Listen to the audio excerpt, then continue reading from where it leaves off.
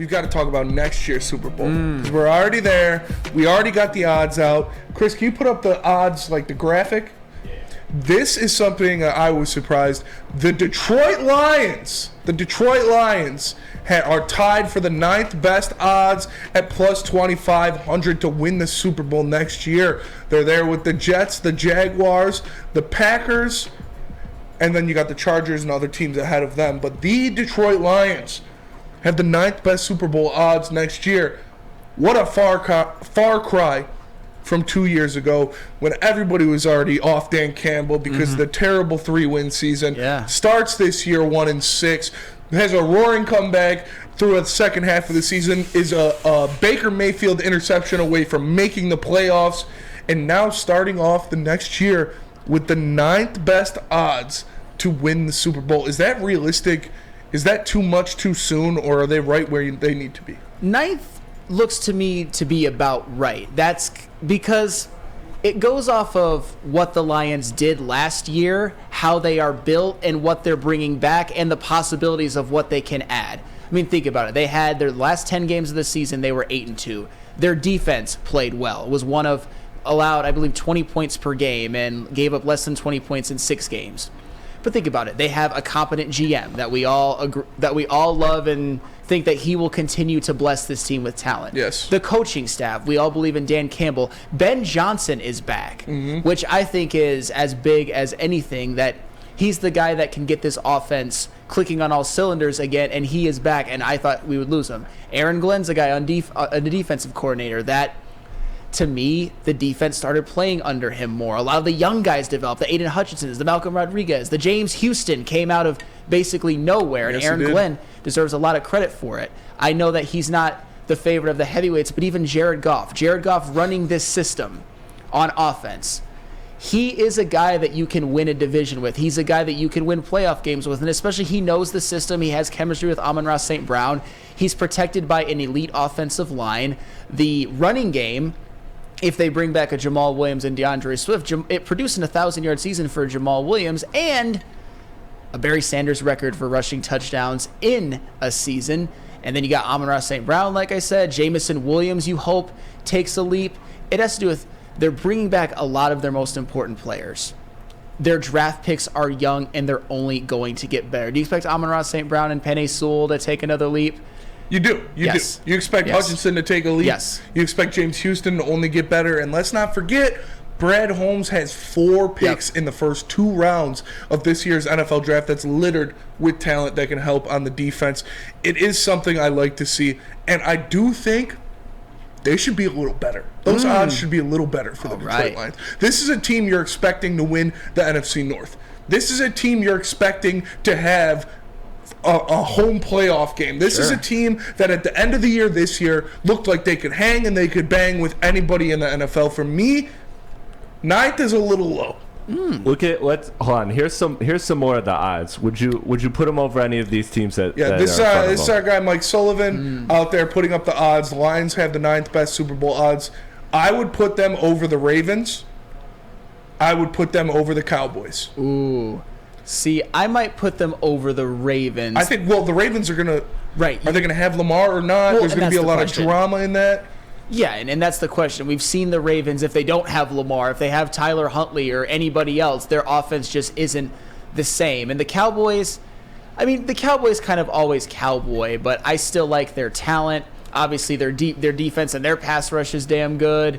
Dak and CeeDee Lamb, I think, is a pretty good combination. I would still put the Cowboys above them, but I think that list sort of speaks to the Lions are about right where they should be, and that's no disrespect. There's a lot of good teams in the NFL. There's definitely a lot of good teams in the AFC. And if I see this, and if I looked at that list correctly, the 3rd highest odds in the NFC, I think that's 4th besides the Cowboys. Yes. But they're slightly below the Cowboys. I think for the Cowboys to be that high is kind of weird.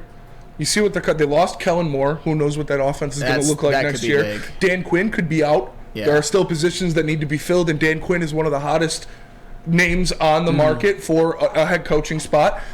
And they're the Cowboys. They always choke. They always choke. This is a Lions they're team also that is America's hungry. team. We saw what they looked like at the end of the year. They're only going to get better. They have enough money in free agency to get a certified stud on defense. They have 4 picks in the first 2 rounds of the NFL draft. They have Jared Goff coming off his best season probably of his career, definitely obviously of his Lions tenure. Sure. You look at what they've done. They did it without Jameson Williams being a part of the offense. Jameson Williams could be such a demonstrative, explosive talent in that offense that you give him a full year to be instilled into the Ben Johnson system, a full year to get his chemistry with Jared Goff. This team is going to be scary. Like I said, I have them right now. They're winning the NFC North. And if you win the NFC North, if you win a division, in my opinion, by that, you are a Super Bowl contender because you get a home playoff game. You might even get a bye. And what I was gonna say about that list is when it comes to the NFC, I know the Cowboys technically have higher odds than the Lions, but what did we say before the playoffs? What did we say kind of towards the end of the season when the Lions were playing 8-2 football, some of the best football we've ever seen Lions play ever, maybe the best? That there's 2 teams in the NFC that I would say would have beaten the Lions in the playoffs, the Eagles and the 49ers. And those are the ones that have the highest odds. And then the Cowboys, they don't necessarily scare me for next year. And even the 49ers, think about it. They have a question mark at quarterback. The Eagles, they're going to eventually have to pay Jalen Hurts. One of the reasons they were able to put together top to bottom probably the best roster in the NFL was because Jalen Hurts is so cheap. This is the Lions' time. And now you're kind of talking me into the whole maybe they should be a little bit higher. I'm not saying give them like plus 900 odds or anything like that, but I think the Cowboys are going to be the 3rd best team in their own division next year. Ooh. I think the Giants and the Eagles are going to be a better team than the Cowboys next year. And you look at what the Lions have in front of them, they should own the NFC. They owned the NFC North this year. They did. They should do it again next year. And that should give them first place in the NFC North, a home playoff game, and all the confidence in the world. Like I said, I'm not going crazy and saying they should be one of the top 4 favorites, but I think the Cowboys over them is a little much. The Ravens, we don't know what's going on with Lamar Jackson and that situation. If he comes back, if he plays, if he's healthy, then yeah, I would put the Ravens over them. But right now, you can't say he is. Is the fact that the Lions are in the NFC, does that have anything to do with maybe they should be a little bit higher? Because they're going to be fighting it out. I mean, it's a weak conference right now. You never know what's going to go on in the offseason. You never know what the player improvements, signings, how the draft is going to shake out. But the AFC is king right now. Yes. So you're looking at the Lions. We all expect them to win the NFC North.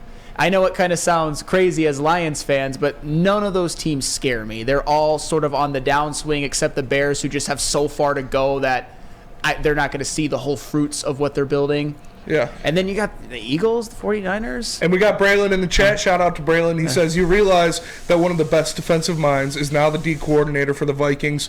Yeah, but also Brian the Flores. average age of the Vikings defense is 65 years old. They got a bunch of grandpas back there. I'm not scared of the Vikings defense, even with Brian Flores, who is a great football mind and a great defensive mind. I mean, they had the thing about the Vikings, which is such an anomaly, is they had a bad defense with fossils, with all due respect, like Patrick Peterson and Harrison Smith, having some of the highest interception totals of their career. They had a bad defense with Zadarius Smith and Daniil Hunter both having 10-plus sacks. I don't know if they'll be able to repeat that. I don't see the pathway besides Brian Flores, which I think is a great hire. I don't know how much that he can do with a defense that is aging. Do they have some young guys that I think can do some things? Sure. But to bet on the Vikings defense, Brian Flores can only make them so much better, And although that is a good like hire. you said, they were 11-0 in one-score games. Outer space. That is not going to happen. Will never happen You again. can take it to the bank that is not going to happen again next year. That'll never happen again to any team for the rest of the NFL's existence. You can take that to the bank. Yeah.